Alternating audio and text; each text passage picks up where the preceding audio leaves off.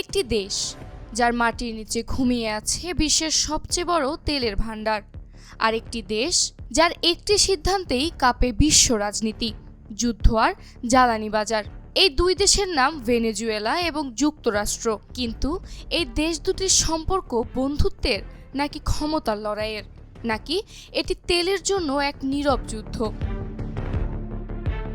একসময় ভেনেজুয়েলা ছিল আমেরিকার সবচেয়ে নির্ভরযোগ্য তেল সরবরাহকারী। ক্যারিবিয়ান পাড়ি দিয়ে ভেনেজুয়েলার তেল পৌঁছাতো মার্কিন রিফাইনারিতে। কিন্তু একদিন ভেনেজুয়েলা বলে, আমাদের তেল আর কেউ নিয়ন্ত্রণ করবে না। জাতীয়করণ করা হয় তেল শিল্প। মার্কিন কোম্পানির দরজা বন্ধ, ওয়াশিংটনের প্রভাব ছাঁটাই। আর ঠিক সেদিন থেকেই শুরু হয় এক ভয়ঙ্কর অধ্যায়। নিষেধাজ্ঞা, অর্থনৈতিক অবরোধ, কূটনৈতিক চাপ আর আড়ালে সামরিক হুমকি।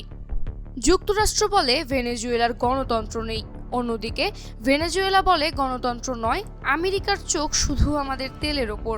এই উত্তেজনার মাঝেই একের পর এক অভিযোগ, ক্যারিবিয়ান সাগরে মার্কিন যুদ্ধজাহাজ, সামরিক মহড়া, মাদক দমনের নামে ঘিরে ধরা। আর তখনই মার্কিন প্রেসিডেন্ট ডোনাল্ড ট্রাম্প বলে বসেন, all options are on the table. এই একটি বাক্য পুরো ল্যাটিন আমেরিকায় আতঙ্ক ছড়িয়ে দেয়। কিন্তু এখানেই থামে না গল্প। গ্রিনল্যান্ডকে নিয়ে ডেনমার্ককে হুমকি, নেটো মিত্রদের ওপর চাপ, রাশিয়া ও চীনের দিকে আঙুল তুলে সতর্কবার্তা। বিশ্ব বুঝে যায় এটা শুধু ভেনেজুয়েলা নয়, এটা বিশ্ব রাজনীতির এক আগ্রাসী নতুন অধ্যায়। শিফা রওজা, এশিয়ান টেলিভিশন।